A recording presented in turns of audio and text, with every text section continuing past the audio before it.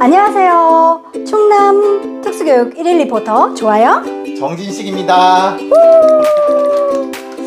자, 저희가 이렇게 오늘 모인 이유가 있는데요.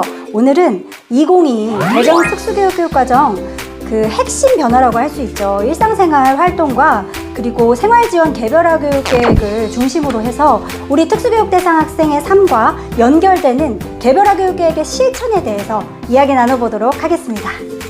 네, 현장에서는 학생의 실제 생활과 수업을 어떻게 연결할 것인가가 늘 중요한 과제인데요. 이번 2022 개정 특수교육 교육과정의 일상생활 활동에서 그 답을 찾고 있습니다.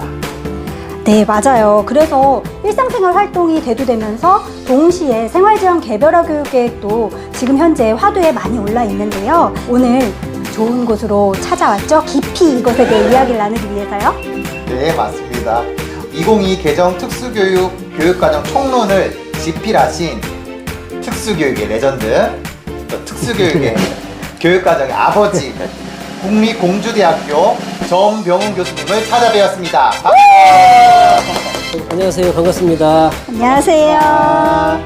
저는 국립공주대학교 명예교수로 있는 전병훈입니다.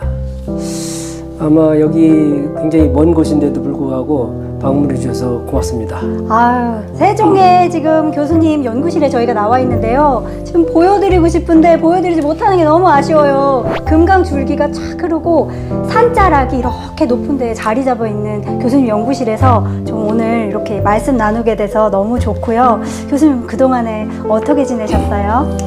예, 여기 퇴직 후에 여기다 새로운 연구실을 마련해서 그동안에 읽지 못했던 책도 좀 읽어보고, 그리고 간혹가다 지역사에 있는 그 장애 학부모님들 만나서 상담도 해드리기도 하고, 뭐 그런 식으로 소일을 하고 있습니다.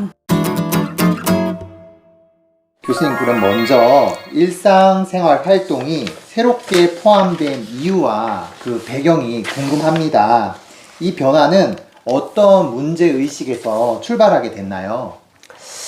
여러분 아시다시피 기존의 그 학교, 특수학교의 경우 대부분 교과 중심의 수업으로 이루어지지 왔죠. 그런데 아무래도 중도중복장애 학생들에게는 교과 수업이 쉽지가 않고 학생들의 여러 가지 요구에 적절하지 않다는 생각을 꾸준히 해왔습니다. 그런 와중에 제가 이제 2022 교육과정을 다시 이제 연구 책임을 맡게 되면서 이러한 부모님들의 요구를 한번 정말로 심각하게 고민을 해봐야 되겠다, 이런 생각을 해왔고요. 결국에 학생들이 살아나가려면 사회 구성원으로 역할을 해야 되는데, 가능하면 좀 더 덜 의지하고 독자적으로 생활할 수 있는 그런 교육이 굉장히 중요하다고 생각을 해왔습니다. 네. 그러면 결국엔 일상생활 활동이 도입되면서 생활지원 개별화 교육 계획도 뗄래야 뗄 수 없는 하나의 세트라고 볼 수 있을 것 같아요. 그래서 요게 가지는 또 의미가 있을 것 같은데요, 교수님. 예, 그 많은 변화라고 할 수가 있겠죠. 기존의 교과 중심의 교육과정을 그 영역에 새로운 영역을 추가해서 만든다는 것도 쉽지 않았었고요. 거기에는 이제 교과에서 이루어지던 많은 일들이 일상생활이라는 영역에서 대신해야 되는 경우도 많고, 좀 전에 말씀드렸듯이 학생들의 요구가 가장 중요하다고 봐요. 학생들이 현재 생활만이 아니라 미래에 사회 구성원으로서 적응해 나가려면 그에 대한 준비 교육, 실제 생활도 그렇고 이런 것들이 굉장히 중요하고, 그런 것들이 실질적인 도움이 될 거라고 생각됩니다. 그러면 이제 학교 현장에서 정말로 이 생활지원 개별화 교육 계획이 학생의 삶과 밀접하게 연관이 되기 위해서는 어떤 관점으로 좀 이거를 바라보고 어떤 접근을 해야 될까, 이런 거에 대해서 조금 말씀을 해주시면. 기존에 그 교과 중심의 교육을 하다 보니까 실제적으로 그 거의 소통되기가 어려운 그런 학생들에게는 교과 수업을 따라가기가 쉽지가 않고, 그렇죠. 그래서 그런 것들을 좀 더 극복해 보고자, 다시 얘기하면 학생 중심의 교육. 과거에 보면 이제 교사들의 지시하고 학생들이 따르고 보통 이런 수업을 많이 했지 않습니까? 그거보다는 학생들이 직접 수행해보는 어떤 기능 중심의 교육, 이런 것들이 중요하고, 학생들은 삶 중심, 그리고 학생들을 존중하고 직접 참여하고 이런 것들이 의미가 있을 겁니다. 물론 뭐 잘 해오셨어요. 선생님 잘 해오셨지만 좀 더 학생 중심으로 가는 것이 그 우리가 2022 교육과정에서 그 추구하던 맞춤형 교육에 더 가깝지 않을까 이런 생각을 해봤습니다. 아, 네. 그럼 교수님, 생활지원 개별화 교육계획을 꼭 일상생활 활동으로 수립해야 되는 건 아닐 수도 있다고 생각합니다. 기본교육 과정이 적용되지 않는 일반 학교 특수학급에서는 일상생활 활동이 없어서 교과 연계로도 작성할 수도 있겠고, 그 다음에 창의적 체험활동과 연계해서도 작성할 수도 있겠네요, 교수님. 예. 교육과정에도 제시가 되어 있듯이 물론 이제 일반 학교 같은 경우 경도장애 학생들도 많겠지만 요즘에는 이제 중도 중복장 학생들도 일반 학교에 다니는 경우가 꽤 많이 있거든요. 그런 학생들에게도 역시 교과 수업이 쉽지 않아서 교과 수업 내용을 일상생활 내용으로 대체해서 교육을 하고 그것으로 개별화 교육 계획을 짤 수도 있다는 얘기입니다. 그럼 교수님, 이런 다양한 형태의 개별화 교육 계획이 지금 작성될 수 있는 형태가 지금 다양해졌잖아요. 그러면 이런 거를 작성할 때 조금 주의해야 되거나 요거는 좀 중요하다라고 생각하는 부분이 좀 있으실까요? 교사의 관점으로 봤을 때에 물론 다 지금까지도 그래 왔지만 학생들의 삶 중심으로 이제 초점을 둬야 될 필요가 있겠고요. 지금 일상생활에서는 성취 기준을 제시하지 않고 있습니다. 그 이유는 과거의 교과 중심에는 성취 기준에 매여서 학생들에게 적합하지 않은 일 수업도 많이 이루어져 왔었고요.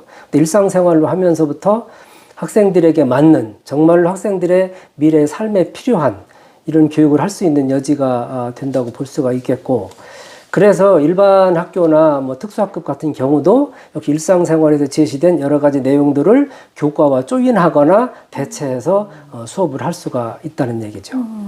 네. 그러니까 다양한 형태를 짤 때 학생 맞춤형, 결국엔 학생의 삶과 학생에 맞는 교육 계획을 짜는 게 중요하다라고 말씀을 해주신 것 같은데요. 그러면 그 일상생활 활동이나 생활지원 IEP를 짤 때요. 그때 이제 정착을 이게 이제 도입된 지 얼마 안 됐고 새로운 교육과정이다 보니까 정착을 위해서는 그 어떤 지원이나 변화가 필요할까요?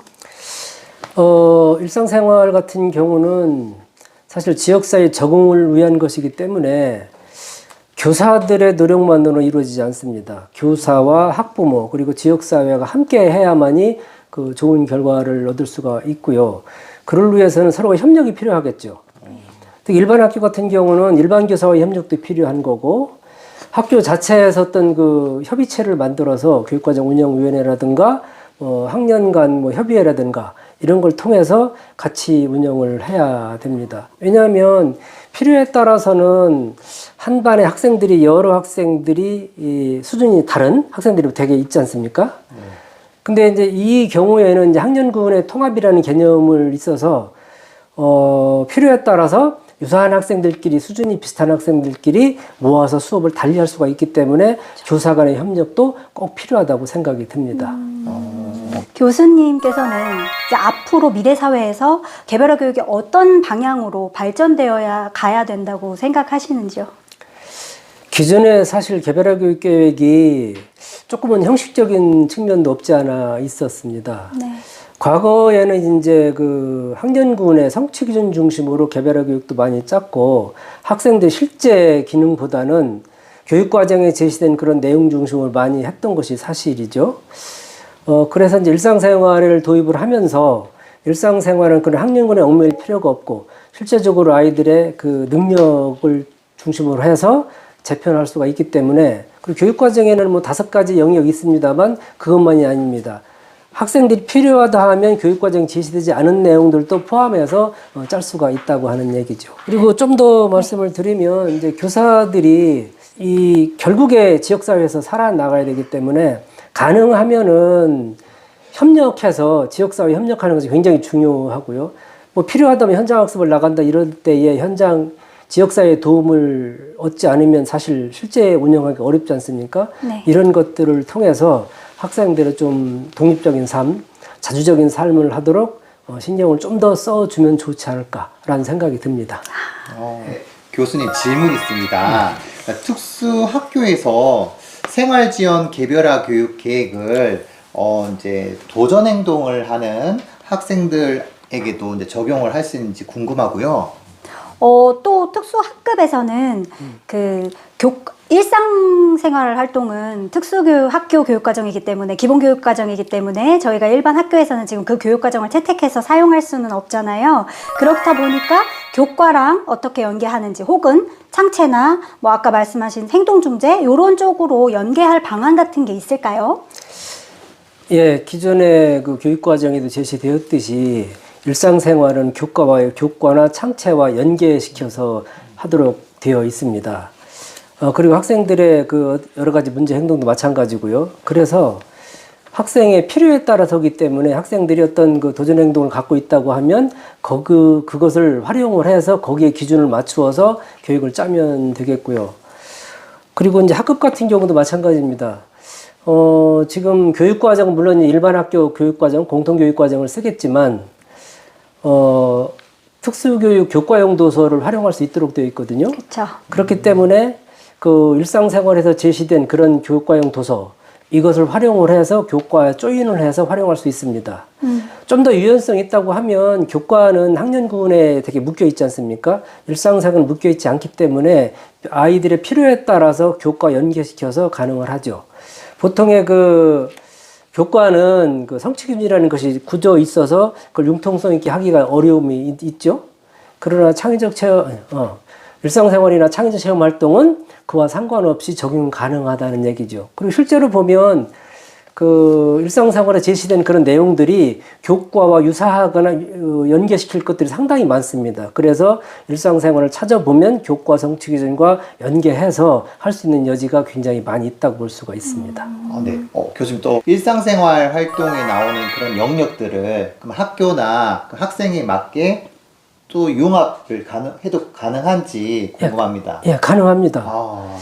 일상생활은 거기에 있는 내용들을 뭐 순서에 맞게 한다든가 전부 뭐 해야 된다 이런 것이 없습니다. 학생의 필요에 따라서 하기 때문에 교과 시간 일상생활 활동을 끌어들여도 되는 거고 일상생활에 교과 연계시킬 수 있는 거고 때로는 창의적 체험 활동과도 연계가 가능합니다.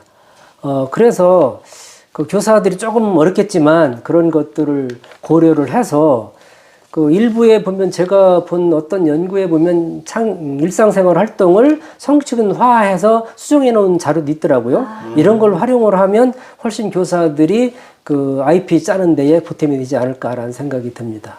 네, 그럼 결국 교수님의 말씀은 특수학교에서는 일상생활 활동이 학년군의 영역을 뭐 어떤 기준이 정해져 있지 않고 넘나들 수 있기 때문에 그것이 자유롭게 수준별로 분반해서도 아이들을 그렇게 그렇게 교육할 수도 있는 거고 또 일반 학교에서는 이거 마찬가지로 교과랑 연계해서도 써도 되고 따로 써도 되고 그리고 그걸 모두 다 지켜가지고 그 진도대로 안 나가도 되고 취사 선택해가지고 학생에 맞춰서 맞춤형으로 사용할 수 있다는 말씀이신 거죠? 예, 맞습니다.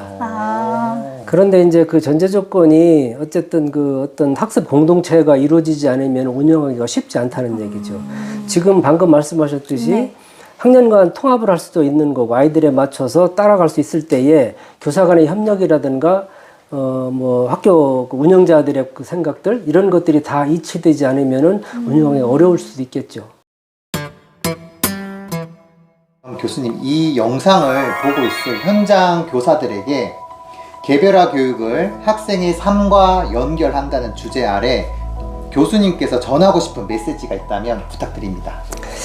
기존에 사실 교육이 학생들이 어떤 그 결함이라든가 이런 거 초점으로 해서 그것을 개선해보고자 노력을 하지 않았습니까? 근데 일상생활은 실제 삶이기 때문에 그런 것도 물론 필요하지만 학생들의 강점, 장점 중심으로 교육할 필요도 있다고 생각이 듭니다.